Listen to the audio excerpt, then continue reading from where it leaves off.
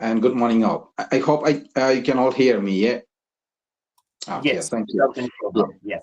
So as Bobbin said, we are running really short of time. So I will straight come to my case scenario, and I will try to make it as short as I can. And if I have any reflective discussion, we can have at the end. So going straight, just to share the role I work as a social worker in an NHS team in its intermediate care. So just to share the word intermediate, so that's a scenario. If people admitted to hospital and where if they have no significant medical needs, at the same time due to the mobility and family or social reasons, if they can't return home, and if they have potential to regain their functional abilities, usually we assess, and if the person is eligible for a rehabilitation service, either we will send them to an inpatient or to their own home for an outpatient rehabilitation to regain their functional and other. I'm sure you must be familiar with that word rehabilitation. When you come to that social work practice, this word you're going to learn, or you're going to deal with this term a lot, the rehabilitation, which is very important in the social work practices in UK. We will try support people to regain their functional and other abilities. So intermediate care is one of those services in the community, as well as in some NHS hospitals. They have an inpatient intermediate unit as well. So I work for one of the intermediate care units, and mainly support discharges from that unit. As I said, we have also community intermediate services, which people will go straight from hospital to home, and we will provide the rehabilitation service in their own home. So that's in short, and the case I'm going to present is related to that. So one of my service user, as Boban said, we can call him as Tom, but Tom is not his real name. So Tom admitted to hospital due to a fall and fractured his hip, and he underwent an operation which significantly affected his mobility and all other functional needs. So definitely he was not at baseline. So previously he would walk, but that time he was not. So he was sent home with all the equipments and with some care support for a rehabilitation period at home. So at the same time, when they go home, so that will be allocated to a social worker as well, just to see if this person has ongoing needs, and just to see the situation, how he's coping at home, and if any additional support is required. So after a couple of days, concerns came to me that the carers visited Tom, reported a safeguarding concern that Tom has a significant level of alcohol dependency, and due to that, he's neglecting himself, not taking medication, declining support from the carers for the personal care, nutritional needs, and even sometimes he made comment to the carers that he wants to end his life. So there's a suicidal thought and a tendency, not anything in practical, but there is a suicide thought. So with all these concerns, so carers raised a safeguarding concern, so which will automatically come to a social worker to look into. So that safeguarding concern came to me. So I discussed the case with my manager. In every time when a safeguarding concern we receive, initially we will have a discussion with our team manager or advanced practitioner on our team, just to discuss how this should be progressed. So that's an initial step. So we will share our plan with the manager, and with a reflective discussion we will move on. So me and my manager agreed to make a home visit, because since there is a suicide thought, a safeguarding concern, a suicide thought and a self-neglect and alcohol dependency, so we don't know the severity or the intensity of the problem. So we agreed for a home visit. So I visited Tom at home, So unfortunately, he was intoxicated that moment, so I could not engage much with Tom on that visit. But we had a quick chat, and what we on the initial state, we will just generally look whether the person has capacity, mental capacity. As if you are some of you have already in that in this area and have made some reading, you might know about the mental capacity and all. But in this case, I am not going to tell more about the mental capacity. I presume someone else will be dealing, a case related to mental capacity. So in this case, I couldn't make a formal assessment, mental capacity assessment on that day, because as you can understand, he was intoxicated. So that's not possible. But there are reasonable, there are reasons to doubt his capacity, because as you know, in the threshold, his decisions can be affected due to his alcohol dependency.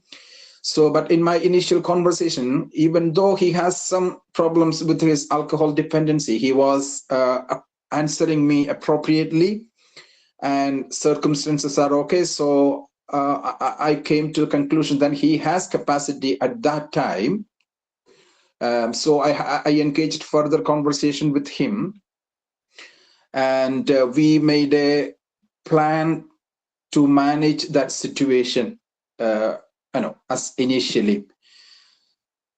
Usually when a safeguarding concern is received, and when we, as we start dealing with this, one of the important things we start to do is do a thorough risk assessment, which is very important. So I completed a risk assessment in this scenario with Tom, and I could identify few risks around him. So namely, alcohol dependency is a risk of deterioration his physical health and his nutritional needs, dehydration, etc. A risk related to his poor mental health, risk related to his medication mismanagement and self-neglect at home, a risk related to his further falls, and obviously, declining his cognitive ability. So these are some of the risks I picked in my very first visit. And again, once the risks are identified, the most important thing, we will put an immediate protection plan in place before going to solve the problems. What we do is, in all scenario, we will put an immediate protection plan in place to make sure that person is safe wherever he is. And if we identify that there is significant risk at home or where he lives, then we have to escalate it. So that's the importance of this risk assessment. According to the high risk, medium risk, or low risk, we need to escalate it accordingly. So when I had a risk assessment with Tom, I could identify that that's a medium risk, which I can manage in his own home environment with a case management, which I will say shortly how I managed. So it was my professional impression, and based on my risk assessment, I determined to keep Tom in his own home environment with more support. And more than that, I identified Tom has capacity at that moment, and that's his choice to remain in home with some support.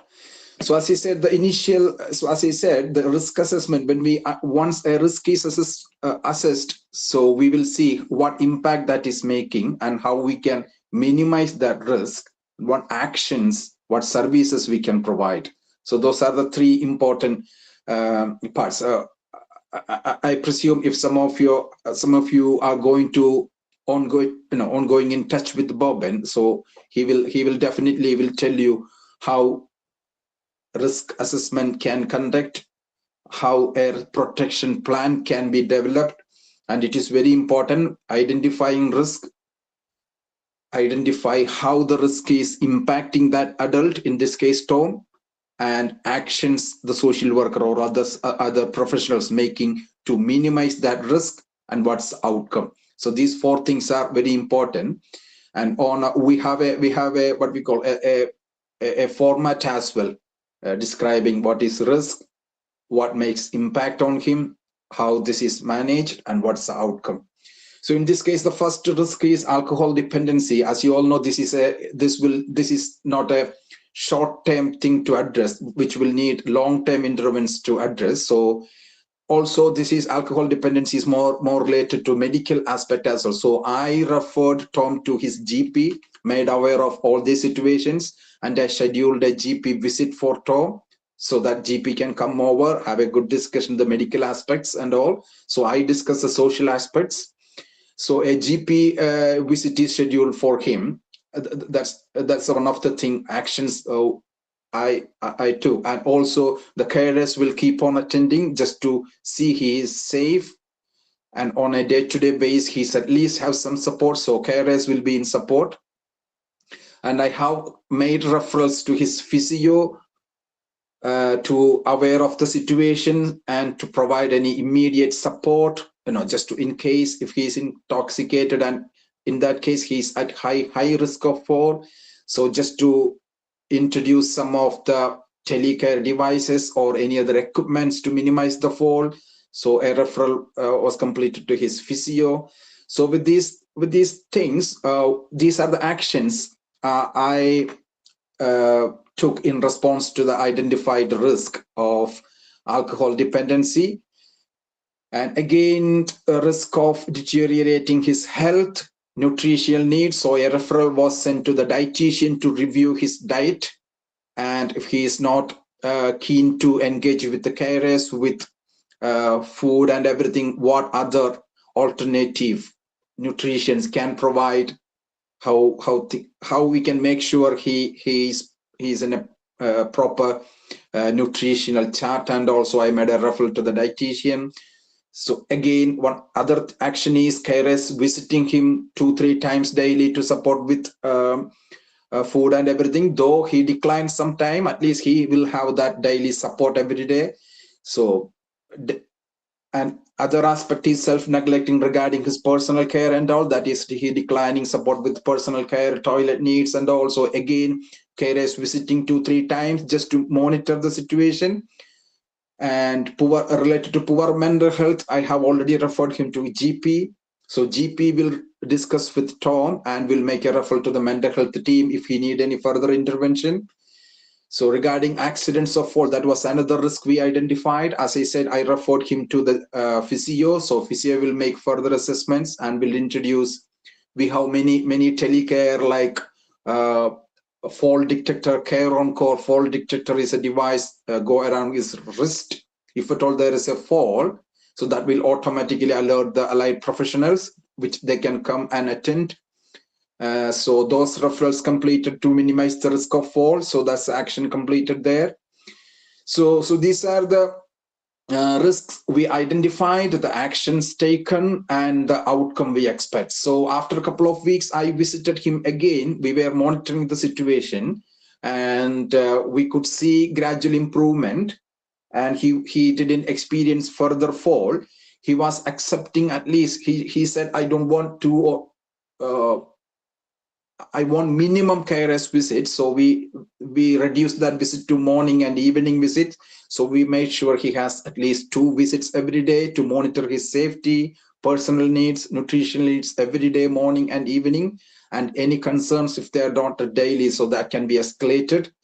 So all those, with all those things, we have a protection plan in place now. So after all those things, we will once again have discussion with these professionals. We will have a multidisciplinary meeting, and with all those outcomes, we will have one more discussion with the team manager, whether it should go to a full inquiry, or is it, the actions already taken is sufficient enough to keep Tom in his own home environment.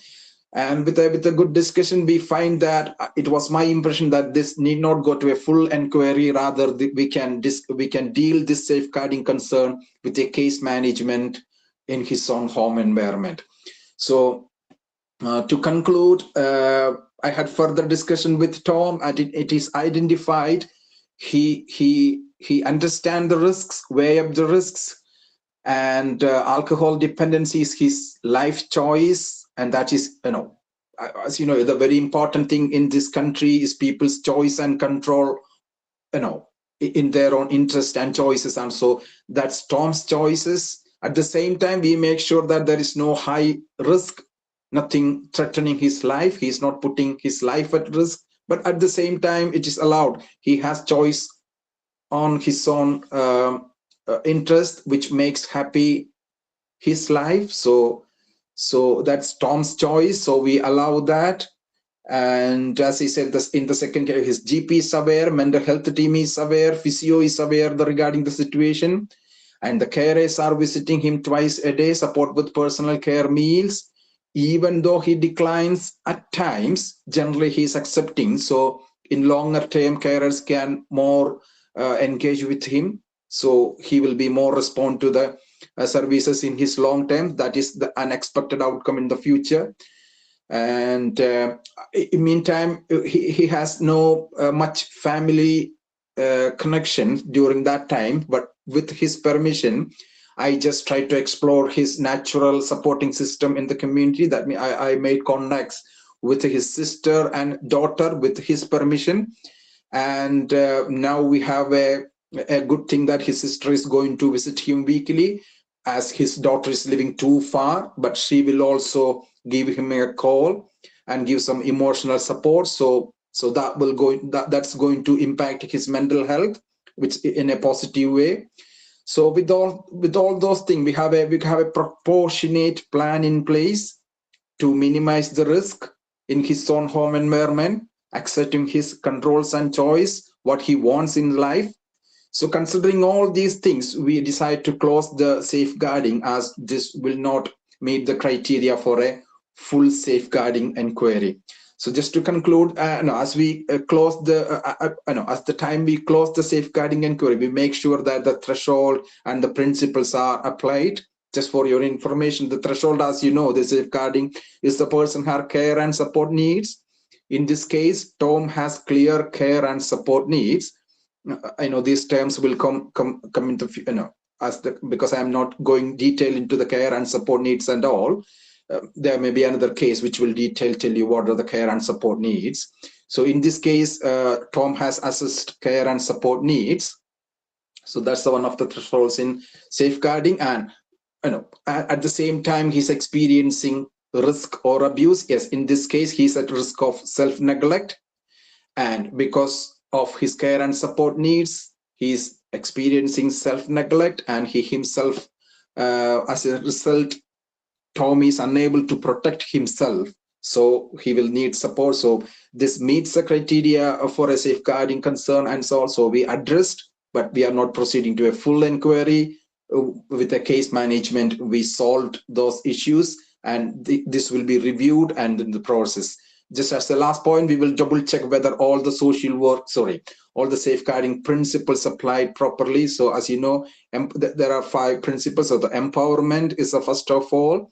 So which means what we call to make safeguarding personal. That's one of the terms you will hear in the future when you come to this field. So any concern, we need to make that safeguarding personal, which means we need to discuss with the person, identify he has capacity. If he has, we need to know what he wants to happen in his, not what we want to do for him. The first and foremost, what we need to know what he wants to happen with regard to that concerns or things in his life. That's why we discuss everything with Tom in this case, even though he understands the risks and way of the physical complications. That is his choice and his control. He wants to continue that alcohol drinking in that way. So, but at the same time, we will put the services to minimize the support. So that empowerment we applied there, because I made a face-to-face discussion. Everything was based on his decision, and we supported along with, so empowerment was there. So to prevent anything, so second principle is prevention. So GP services involved, therapy staff, formal carers, social worker. So these multidisciplinary team is involved to prevent, and measures are in place to prevent further casualties or falls and everything. And the third principle is proportionality. So as I said, we only put a protection plan proportionate to identified risk. So in this case, initially he had 4 visits from the carers, but that was not proportionate to what Tom wants. So we minimized that to 2, only morning and evening visits. So that's where a proportionate support in place, protection plan in place. As I detailedly said, we have a thorough protection plan, and that is in place now. And partnership as a fourth principle. And here we were in what we call a partnership with his GP, dietitian, therapy team, formal carers, social services, and his family members. So a good partnership with all the services and the community facilities in place, and accountability as the last principle. So as he said, we made aware of Tom with all the steps we are taking in this case. We were accountable with Tom related to feedbacking him, letting him know the outcome. And as a social worker, I was very thorough with the accountability with the case. As I said, I had a discussion with my manager, which is very important. Each stage, according to the severity and risk, we feed back to manager or advanced practitioner in the team. So which is to make sure that we are accountable with everything. And as you know, documentation is one of the very, very, very important factors when we come into this profession. So I was documenting everything in detail in a timely manner, so we can review and follow up everything in the future. So I'm still dealing with this case, even though the safeguarding clause is closed. So I'm still dealing with the case, and we'll follow up once again. We'll once again make sure everything in place. And then this will go to the community team for further review in the long term.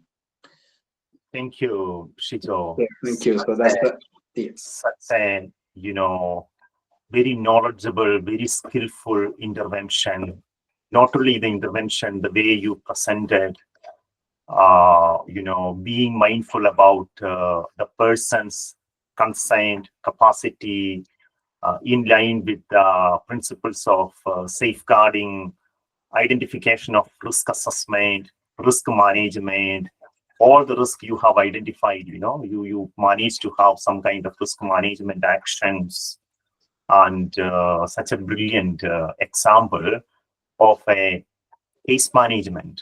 And although it was a safeguarding concern, it didn't go to an inquiry because you felt that case management is the appropriate action to an inquiry. And you presented such a simple way so that it could make, I believe that it could make sense to other people as well. Is there anything anybody wants to ask to Shijo, to make a bit more sense about the story, the intervention?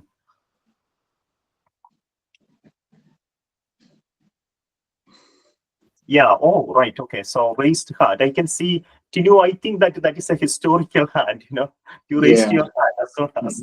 That is okay. So somebody else who raised is, how do you find Nora on the hands? I can see that Joby, you raised. Yeah. Actually, regarding risk identification,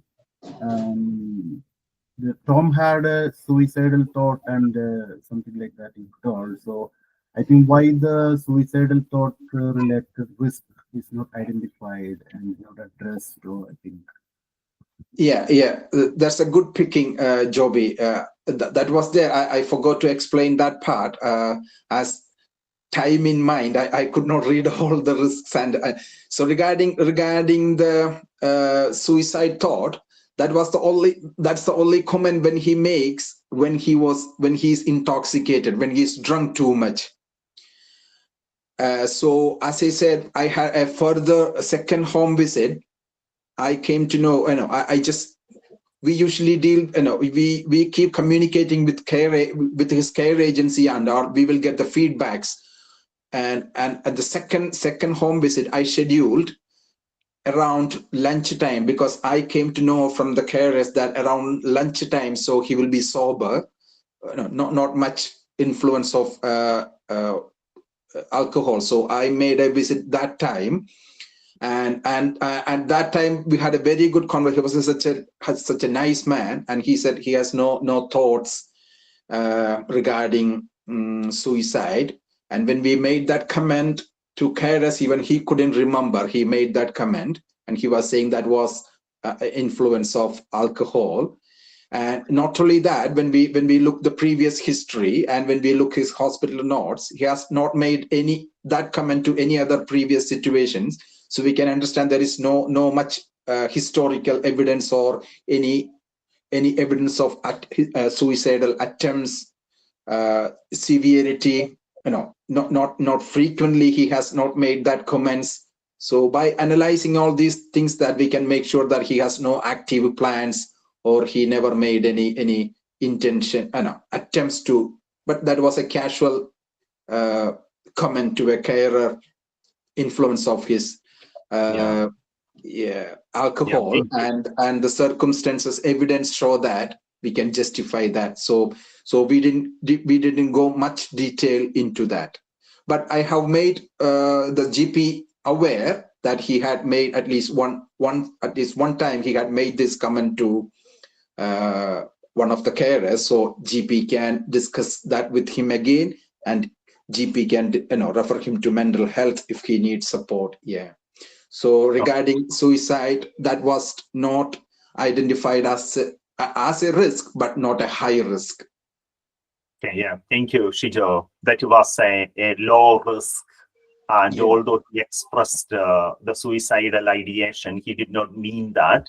A number of people, sometimes people do say in a situation, but you mentioned that the severity, there was no severity of the risk, and that was identified. And so you felt that, you did not need to make any referral to mental health team.